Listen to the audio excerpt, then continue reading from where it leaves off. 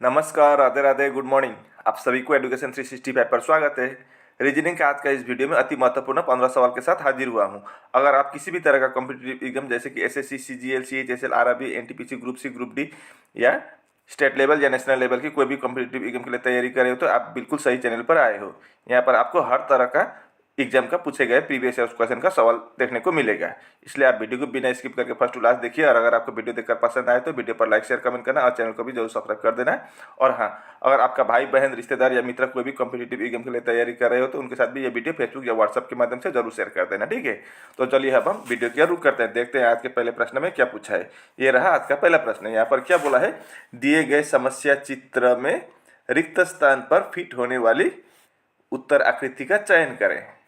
मतलब select the answer figure that fits in the blank space of the given problem figure.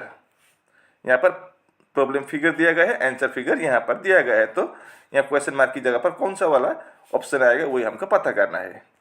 वैसे देखें तो ये हार्ड सवाल नहीं है। अब यहाँ पर देखिए, आपका ये सर्कल के बाहर 4 डंडा है या लकड़ी है, यहाँ पर 3 है, यहाँ पर 2 है। मतलब ऐसा है, 4 है, 3 है और 2 है पहली वाली लाइन में। दूसरे लाइन में 3 2 4, 3 2 4 है। और तीसरे वाली लाइन में 2 है, फिर 4 है। तो यहाँ पर क्या आएगा वही हमको निकलना है। अब देखिए 2 3 4, इधर देखिए 2 3 4, इधर 2 4 है तो यहाँ पर 3 होगा। अब ऐसे देखे तो 2 3 4 2 3 4 2 3 4, मतलब यहाँ पर 3 लकड़ी वाला आएगा। तो 3 लकड़ी वाला आपका सिर्फ ए ऑप्शन में है, तो ए option is the right answer. उम्मीद करता हूँ कि आप इसको अच्छी तरह से समझ गए होंगे। ये रहा दूसरा प्रश्न। उस विकल्प का चयन करें जो तीसरे चित्र से उसी प्रकार संबंधित है जिस प्रकार दूसरा चित्र पहले चित्र से संबंधित है। तो इसके साथ इसका जो संबंध है, इसके साथ भी वही संबंध यहाँ पर लाना होगा। तो ए बी सी डी में से कौन सा वाला आएगा। अब यहाँ पर देखिए, पहले चित्र में क्या दिया गया है, पहले और दूसरे में, पहले में अंगूठी दिया गया है, रिंग, उसके साथ दूसरे में फिंगर यानी कि उंगली को दिया गया है। मतलब उंगली में हम क्या पहनते हैं, रिंग पहनते हैं, अंगूठी पहनते हैं। उसी प्रकार यहाँ पर देखिए तीसरे पिक्चर में क्या दिया गया है, ताज दिया गया है, क्राउन। तो क्राउन कहाँ पहनते हैं, अंगूठी में पहनते हैं, पैर में पहनते हैं, गले में पहनते हैं या सर में पहनते हैं। तो सर में पहनते हैं। तो सर आपका सी ऑप्शन में दिया गया है, तो C option is the correct answer. उम्मीद करता हूं कि आप इसको अच्छी तरह से समझ गए होंगे। ये रहा तीसरा प्रश्न। उस विकल्प का चयन करें जो बाकी विकल्पों से भिन्न हो। तो ए बी सी डी में से कौन सा वाला भिन्न होगा वही हमको पहचानना है। अब यहाँ पर देखिए 1 2 3 4 5, बाहर वाला कितना है, 5 है। पहले हम बाहर वाला देखेंगे सभी में, ठीक है। अब यहाँ पर 1 2 3 4 है। मैं इस 5 को भी यहाँ लिख देता हूँ। यहाँ पर 5 है, इधर 4 है, इधर 1 2 3 है और इधर 1 2 3, इधर भी 4 ही है। अब अंदर वाला देखते हैं, 1 2 3 4 5 6 है, इधर 1 2 3 है, इधर 1 2 3 4 है, इधर 1 2 3 4 5 है। अब देखिए यहाँ 5 से 6 एक ज़्यादा हुआ है, यहाँ 3 से 4 एक ज़्यादा, यहाँ 4 से 5 एक ज़्यादा, लेकिन यहाँ पर 4 से 3 एक कम हुआ है। तो बी ऑप्शन इन चारों में से भिन्न हो जाएगा, ठीक है।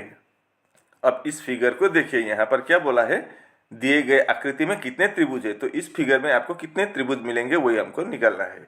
तो पहले हम बीच वाला को बनाएंगे। 1 2 3 4 है, तो इसका फार्मूला क्या होता है, 4 × 2, कितना, यहाँ बीच से हमें 8 ट्राइंगल्स मिलेगा। फिर उसके बाद 9 10 11 12, टोटल 12 ट्राइंगल्स मिलेगा यहाँ पर, यानी कि D option is the correct answer. इस फिगर को देखिए, यहाँ पर क्या बोला है, वेन आरेख के अनुसार कौन सी संख्या ऐसे लड़कों को दर्शाती है जो एथलेटिक्स में भाग लेते हैं और क्रिकेट भी खेलते हैं। According to the Venn diagram, which number represents boys who participate in athletics and also play cricket. तो यहाँ पर 4 फिगर अलग अलग है। एक रेक्टेंगल है, रेक्टेंगल आयत यानी कि बॉयज है, रेक्टेंगल का मतलब, सर्कल वृत्त का मतलब एथलेटिक है, यहाँ पर ट्राइंगल है, त्रिभुज, त्रिभुज का मतलब क्रिकेट है, और यहाँ पर स्क्वायर है, स्क्वायर का मतलब डिसिप्लिन है। तो हमें क्या पूछा है, ऐसे लड़कों को दर्शाती है जो एथलेटिक्स में भी भाग लेते हैं और क्रिकेट भी खेलते हैं। अब ये पहले हम बॉयज़ निकालेंगे, यह बॉयज़ हु पार्टिसिपेट एथलेटिक्स होना चाहिए और क्रिकेट क्रिकेट खेले हुए भी होना चाहिए। तो आपका ये डिसिप्लिन वाला देखिए, पहले डिसिप्लिन वाला आपका ये वाला है डिसिप्लिन का, क्योंकि डिसिप्लिन का यहाँ पर कोई संबंध नहीं है, डिसिप्लिन की बात नहीं बोला है, तो इसके अंदर जो भी है वो नहीं आएगा, ये हमने हटा दिया है। अब ये 6 क्या है, 6 आपका इस ट्राइंगल का, ये सिर्फ क्रिकेट खेलता है, ये नहीं होगा। ये 10 क्या है, ये सिर्फ लड़का है, ये नहीं होगा। ये 7 क्या है, सर्कल वाला क्या है, क्रिकेट नहीं, ये एथलेटिक्स है, ये भी नहीं होगा। ये 6 क्या है, बॉयज़ है और एथलेटिक्स लड़का, एथलेटिक्स खेलने वाला लड़का है। ये 5 क्या है, 5 आपका सर्कल में आता है, सर्कल यानी कि एथलेटिक्स खेलता है ये भी, तो ये भी नहीं होगा। और ये 4 क्या है, ये आपका ट्राइंगल में आता है, क्रिकेट भी खेलता है और सर्कल में भी आता है, एथलेटिक्स भी खेलता है, ये भी नहीं होगा। अब ये 3 क्या है, 3 आपका ये सर्कल में आता है, मतलब एथलेटिक्स भी है और ये आपका ये रेक्टेंगल में भी आता है, बॉयज़ भी है और ये आपका ट्राइंगल में भी आता है, मतलब क्रिकेट भी खेलता है। तो यही होगा आपका ऐसे लड़के को दर्शाती है जो एथलेटिक्स में भी भाग लेते हैं और क्रिकेट भी खेलते हैं। तो आपका यही 3 होगा। तो फिर आपका B option is the correct answer. उम्मीद करता हूँ कि आप इसको भी अच्छी तरह से समझ गए होंगे। अब इस प्रश्न को देखिए, select the most appropriate term for the following set of items. निम्नलिखित मदों के समूह के लिए सबसे उपयुक्त शब्द का चयन करें। तो यहाँ पर 3 फिगर के लिए इन 4 में ऑप्शन में से कौन सा वाला होगा, किसका प्रतीक हो सकता है, ये 3। सेलिब्रेशन यानी उत्सव का हो सकता है, मीटिंग मुलाकात का हो सकता है, मैरिज शादी का हो सकता है, या बुक्स किताबें का हो सकता है। तो ये बैज है, ये कप है और ये प्राइज डिस्ट्रीब्यूशन वो फर्स्ट सेकंड थर्ड होता है उसके लिए है, कोई भी खेल में। तो ये सब तीनों सेलिब्रेशन उत्सव में आते हैं। ठीक है, तो आपका ए option is the correct answer. अब इसको देखिए, select the related word from the given alternative. दिए गए विकल्पों में से संबंधित शब्द का चयन करें। रोड इज टू URDG है, तो lane is to question mark. अब रोड से इधर देखते हैं, पहले अक्षर बनाएंगे, तो R का 18 होता है, U का 21। तो यहाँ पर क्या हुआ है, 18 इधर 21 यानी कि +3 हुआ है। तो L का 12, तो इधर +3 करेंगे तो कितना होगा, 15 होगा। 15 यानी कि पहला अक्षर O होगा। तो आपका इन 4 ऑप्शन में से सिर्फ ए ऑप्शन में नंबर 1 में आपका क्या दिया गया है, O दिया गया है पहला अक्षर। तो आपका ए option is the correct answer. बाकी देखने की जरूरत ही नहीं है, हमारा पहला ऑप्शन से आंसर निकल आ रहा है, पहला अक्षर से। ठीक है, अब इस प्रश्न को देखिए, ए एक कार्य को 16 दिन में पूरा कर सकता है और बी ए के 4 गुना तेज है। ए और बी द्वारा मिलकर एक दिन में किए गए कार्य का भाग ज्ञात कीजिए। अब इसी सवाल को अंग्रेजी में इस तरह से दिया गया है, देखिए, A can complete a task in 16 days and B is 4 times faster than A. Find the part of work done by both A and B together in 1 day। यानी कि ए कितना काम करता है, पहले वो हम निकालेंगे। ए 16 दिनों में कितना काम नहीं, ए 16 दिन में एक काम को पूरा कर सकता है। ठीक है, और बी कितने दिन में काम कर सकता है, वही काम बी ए से 4 गुना तेज बोला है, तो बी 4 दिन में ही करेगा, क्योंकि उसको 16 दिन लगेगा तो बी को 4 दिन लगेगा, क्योंकि बी ए से 4 गुना तेज है। अब 4 और 16 का एलसीएम कितना होता है, 16 होता है, मतलब टोटल काम 16 करना होता है। 16 काम करने के लिए ए को 16 दिन ही लगता है। इसका मतलब उसका वर्क एफिशिएंसी यानी कि काम करने की क्षमता दिन में सिर्फ एक काम करता है, और बी 16 काम को 4 दिन में ही समाप्त कर देता है, मतलब उसका काम करने की क्षमता कितना है, दिन में 4 काम करता है। अब देखिए, ए एक दिन में एक काम करता है और बी एक दिन में 4 काम करता है। इसका मतलब ए से बी कितना 4 गुना तेज है काम करने में। अब आगे क्या बोला है, ए और बी द्वारा मिलकर एक दिन में किए गए कार्य का भाग ज्ञात कीजिए। तो एक दिन का बोला है, तो ए एक दिन में एक काम करता है और बी कितना करता है, 4 काम करता है तो टोटल कितना किया, दोनों ने मिलकर 5 काम किया। तो लेकिन टोटल काम कितना है, 16 काम। तो 16 में 5/16 होगा आंसर। तो एक दिन में कितना काम करेंगे, 5/16। तो 5/16 कहाँ पर दिया गया है, आपका 3 नंबर ऑप्शन में। तो आपका 3 option is the correct answer. उम्मीद करता हूँ कि आप इसको भी अच्छी तरह से समझ गए होंगे। अब इस प्रश्न को देखिए, यहाँ पर क्या बोला है, यदि मीरा की माता की आयु मीरा की आयु से 4 गुना है, 5 वर्ष बाद मीरा की माता की आयु मीरा की आयु से 3 गुना होगी, तो मीरा की आयु क्या होगी। तो मतलब अभी मीरा की आयु क्या है वही हमको निकलना है प्रेजेंट में, ठीक है। तो मान लीजिए मीरा को मैं एम लिख दूंगा। अब मीरा के मदर को एम लिख दूंगा, मीरास मदर, ठीक है, नहीं तो कंफ्यूज कर देगा। अब मीरा, यहाँ पर क्या बोला है, यदि मीरा की माता की आयु मीरा की आयु से 4 गुना है।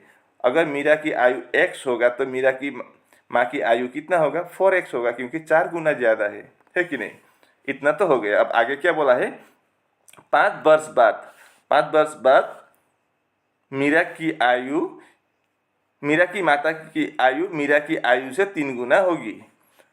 तो 5 वर्ष बाद क्या निकलना है, तो मीरा का आयु अभी x साल है, तो 5 वर्ष बाद क्या होगा, 5 वर्ष फिर +5 होगा x के साथ। और उसके माँ की आयु कितना है, अभी 4x है, 4 गुना ज़्यादा है, तो 4x है, तो उसका भी 5 साल बढ़ जाएगा, है कि नहीं। लेकिन 5 साल बाद क्या होगा, मीरा के आयु से 3 गुना ज़्यादा होगा मीरा की माँ की आयु। तो हम 3 इधर लिख देंगे मीरा के साइड में, ठीक है। अब इनका वैल्यू बराबर होगा, क्योंकि ये 3 गुना ज़्यादा है ये, तो इधर 3 गुना जोड़ देंगे तो ये बराबर हो जाएगा। तो 3 × x कितना, 3x प्लस 3 × 5 15 बराबर कितना, 4x + 5। अब हम x को एक साइड ले आएंगे, तो 3x ये आपका राइट हैंड साइड का लेफ्ट हैंड साइड में आएगा, तो ये प्लस से, अभी इसके आगे कोई सिंबल नहीं है, इसका मतलब ये प्लस है, तो इधर आएगा तो दूसरे साइड में आएगा तो ये माइनस होगा, 4x हो जाएगा। और इक्वल के पीछे है 5, तो 5 लिख दिया।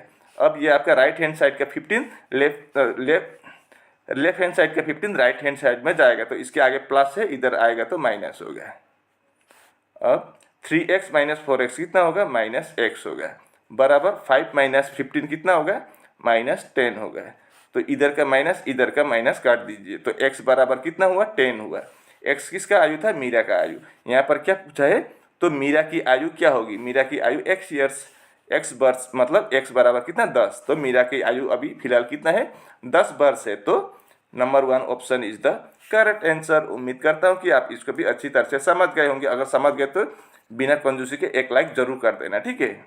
ये रहा अगला प्रश्न, यदि ब्याज दर 15% प्रति वर्ष है और मूलधन 24,000 रुपये है, तो 3 वर्ष बाद राशि ज्ञात कीजिए। Find the amount after 3 years if the rate of interest is 15% per annum and principal is ₹24,000।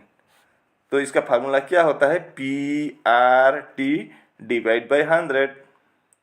अब प्रिंसिपल कितना है, मूलधन 24,000 है, तो 24,000 लिख दीजिए। आर का मतलब रेट, ब्याज दर कितना है, 15% है, तो 15, और टी का मतलब टाइम, कितने साल के लिए है, 3 साल के लिए, तो 3। अब नीचे 100 होगा। अब 2 जीरो नीचे का, ऊपर का 2 जीरो काट दीजिए, तो ऊपर कितना है, 240 × 15 × 3। 240 × 3 करेंगे तो 720 होता है। 720 × 15 करेंगे तो कितना होगा, 720 × 15, 0 × 5 0, 2 × 5 10, कैरी ओवर 1, 7 × 5 35 + 1 30।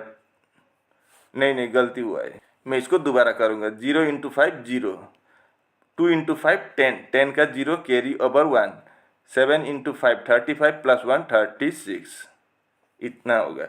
अब 1 × 0 0, 1 × 2 2, 1 × 7 7। अब इसको जोड़ेंगे, हम प्लस करेंगे तो कितना आएगा, ये इंटू है, ठीक है। अब 0 का 0, इधर भी 0 का 0, 6 + 2 8 और 7 + 3 10। इतना रुपया क्या हुआ, ये इसका साधारण ब्याज हुआ 10,800 रुपया। और उसका मूलधन कितना था वो भी हमें यहीं पर जोड़ना होगा, 24,000 है। तो इन दोनों को जोड़ेंगे तो कितना होगा, 0 का 0, 0 का 0, 8 + 0 8, 0 + 4 0, 1 + 2 3, 34,800 रुपये होगा 3 साल बाद। तो 4 नंबर का ऑप्शन सही जवाब होगा। उम्मीद करता हूँ कि आप इसको भी अच्छी तरह से समझ गए होंगे। अब देखिए यहाँ पर क्या बोला है, select the related number from the given alternative. दिए गए विकल्पों में से संबंधित संख्याएं चुनिए। तो 80:730 है, तो क्वेश्चन मार्क =344 है, तो क्वेश्चन मार्क की जगह पर कौन सी वाली संख्या आएगा वही हमको निकलना है। ये आपका एनालॉजी का सवाल है, सादृश्य का। ठीक है, तो 80 से हम 730 कैसे ला सकते हैं? 80 × 9 करेंगे तो 720 होता है, 730 नहीं होता है, तो ऐसे नहीं होगा। तो 80 को हम एक काम करेंगे, देखिए पहले मैं 9 का स्क्वायर कर दूंगा। 9 का स्क्वायर कितना होता है? 81 होता है। 9 × 9 81, उससे -1 कर दूंगा तो कितना होगा? 80 होगा। इस तरह से हम ला सकते हैं। ठीक है, अब अगला देखिए क्या है, 730 है, तो मैं अगली बार 9 का क्यूब कर दूंगा। 9 का क्यूब कितना होता है? 729 होता है। अब इस बार मैं +1 कर दूंगा, तो 729 + 1 730। तो क्या हुआ यहाँ पर क्या लॉजिक लगा देखा आपने? पहली बार 9 का स्क्वायर किया, फिर -1, अगली बार 9 का क्यूब किया, +1। अब उसी तरह से यहाँ पर क्या होगा वो तो पता नहीं। अब ये 344 के नज़दीक कौन सा वाला क्यूब आता है वो हमको जानना है। तो 7 का क्यूब आता है। 7 का क्यूब कितना होता है? 343 होता है। ठीक है, तो उसमें +1 कर दीजिए। एक मिनट, 7 का क्यूब कितना आता है? 343 आता है। तो क्यूब के बाद क्यूब जहाँ पर था वहाँ पर क्या किया था? +1, तो यहाँ पर भी हम +1 करेंगे तो कितना होगा? 344 होगा। तो अगला 7 का स्क्वायर बनाना होगा, तो 7 का स्क्वायर 49 होता है। फिर यहाँ पर क्या किया था? -1, स्क्वायर वाला में -1, तो यहाँ पर भी हम -1 करेंगे तो कितना होगा? 49 - 1 48 होगा। तो 48 किस ऑप्शन में है? 48 आपका डी ऑप्शन में है, तो D option is the correct answer. अब इस प्रश्न को देखिए, what will come in place of the question mark in the following question. निम्नलिखित प्रश्न में प्रश्न चिन्ह के स्थान पर क्या आएगा यहाँ पर? अब यहाँ पर क्या बोला है? 30% ऑफ 300 डिवाइड बाई 25 + 5 × 2% ऑफ 200। पहले इसको हम बनाएंगे। ठीक है, तो 30% ऑफ 300 कितना होता है? 30% का मतलब 30/100 × 300, तो कितना होगा? ये 2 0, ये 2 0 ऊपर का नीचे का काट दीजिए। 30 × 3 कितना? इसका मतलब 90 होता है। ठीक है, अब 2% ऑफ 200 कितना होता है? 2/2% का मतलब 2/100, और यहाँ पर 200 का निकलना है, तो 0 0 0 0 काट दीजिए। 2 × 2 4 होगा। 2% 200 का 4 होगा। तो चलिए अब हम इसको बनाते हैं। 30% अब 300 कितना मिला है? 90 मिला है, तो हम 90 लिख देंगे। फिर बाद में क्या है? डिवाइड है, डिवाइड कर लिख दीजिए। फिर 25 है, फिर प्लस है 5 है। अब 5 है इंटू 2% ऑफ 200 4 होता है, 4 लिख दीजिए। अब इसको हम ऐसे बनाएंगे तो आसान होगा। 90 को 25 से डिवाइड करेंगे, फिर प्लस है 5 × 4, इधर 20 हो जाएगा। अब 90 को 25 से डिवाइड करेंगे तो कितना होगा? एलसीएम निकलने से भी होगा, एलसीएम से ज़्यादा शॉर्टकट ये अच्छा होगा, ऐसे करिए। तो 25 × 3 कितना? 75 होता है। अब यहाँ पर 15 बचा है, पॉइंट लगा दीजिए, 0 होगा। तो 25 × 6 कर दीजिए, 150 होगा। तो कितना हुआ? इसका वैल्यू 90 डिवाइड बाई 25 3.6 हुआ है। उसके साथ +20 कर दीजिए, तो 20 + 3.6 कितना होगा? 23.6 होगा आंसर। ये आपका सी ऑप्शन में है, तो C option is the correct answer. उम्मीद करता हूँ कि आप इसको भी अच्छी तरह से समझ गए होंगे। अब इस प्रश्न को देखिए, select the number that can be placed at the sign of question mark from the given alternative. दिए गए विकल्पों में से वो संख्या चुने जो प्रश्न चिन्ह के स्थान पर रखी जा सके। तो यहाँ पर क्वेश्चन मार्क की जगह पर क्या आएगा वही हमको निकालना है। अब नंबर देखिए, बड़ा नंबर नीचे के तरफ है, तो इसको हम ऐसे करेंगे, वर्टिकली करेंगे, हॉरिजॉन्टली नहीं होगा। ठीक है, यानी कि कॉलम में करेंगे, रो में नहीं होगा। तो 3, 2 और 1 से 14 कैसे ला सकते हैं? 3 + 2 5 + 1 6 इंटू 2 करेंगे तो 12, 14 नहीं आता है तो प्लस करके इंटू भी नहीं किया है। तो यहाँ पर एक काम करेंगे, 3, 2, 1 है, ये देखिए 3 का स्क्वायर कर दूंगा, फिर 2 का स्क्वायर कर दूंगा और 1 का स्क्वायर कर दूंगा। तो 3 का स्क्वायर कितना होता है? 9 होता है, फिर 2 का स्क्वायर 4 होता है और 1 का स्क्वायर 1, तो 9 4 13 1 14। तो इस तरह से 14 लाया जा सकता है। तो अगला में यही बनता है कि नहीं, देखते हैं। तो कितना है अगला? 4 है, तो 4 का स्क्वायर कर दीजिए, बीच में 3 है तो 3 का स्क्वायर कर दीजिए, फिर लास्ट में 2 है तो 2 का भी स्क्वायर कर दीजिए। इससे 29 आता है कि नहीं, देखते हैं। 4 का स्क्वायर 16 प्लस 3 का स्क्वायर 9 प्लस 2 का स्क्वायर 4। तो इन तीनों को जोड़ेंगे तो कितना होगा? 16 प्लस ये 9 है 3 का स्क्वायर, तो 16 + 9 25 + 4 29। लो 29 भी आ गया और लॉजिक भी पता चला। अब यही लॉजिक हम तीसरे में भी लगाएंगे। तो 5 का स्क्वायर प्लस 4 का स्क्वायर प्लस 3 का स्क्वायर बनाएंगे तो 5 का स्क्वायर 25 प्लस 4 का स्क्वायर 16 प्लस 3 का स्क्वायर 9। 16 + 9 25 + 25 50। तो क्वेश्चन मार्क की जगह पर 50 आएगा आंसर, यानी कि A option is the correct answer.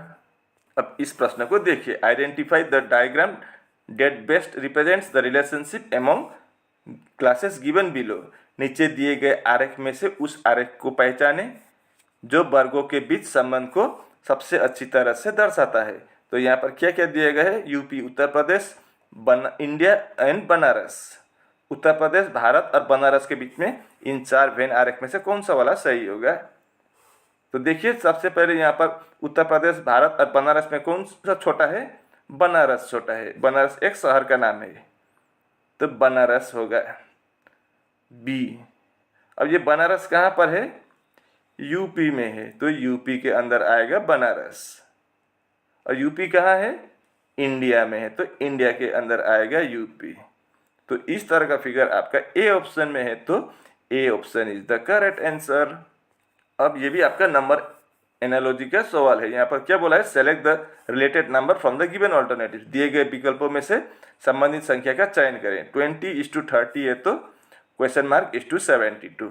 अब ये सवाल इतना हार्ड भी नहीं है, ये आपका रेशियो से बनेगा। देखिए कैसे, अगर 20 और 30 को कोई एक नंबर, दोनों नंबर को एक ही नंबर से डिवाइड करना पड़ेगा, तो कौन से नंबर से आसान होगा?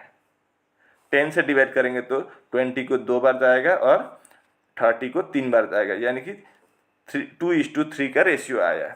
अब उसी तरह से यहाँ पर 72 पीछे है, यहाँ पर 30 पीछे था तो 30 का 3 आया है। तो 72 से किस नंबर से अगर हम 72 को डिवाइड करेंगे तो 3 आएगा? 24 से। 24 × 3 72। तो यहाँ पर भी 24 × 2 कर देंगे तो कितना होगा? 48 होगा। तो 48 को अगर हम 24 से काट देंगे तो 2 आएगा, मतलब क्वेश्चन मार्क की जगह पर क्या आ जाएगा? 48 आ जाएगा, यानी कि A option is the correct answer. उम्मीद करता हूं कि आप इसको भी अच्छी तरह से समझ गए होंगे। और इसी के साथ आज का वीडियो यहीं पर समाप्त होता है। अगर आपको वीडियो देखकर पसंद आए तो वीडियो पर लाइक, शेयर, कमेंट करना और चैनल को भी जरूर सब्सक्राइब कर देना। मैं ऐसे मुद्दे लेकर अगले वीडियो में कल फिर हाजिर हूँगा। तब तक के लिए मुझे विदाई दीजिए। आपका दिन शुभ हो। राधे राधे।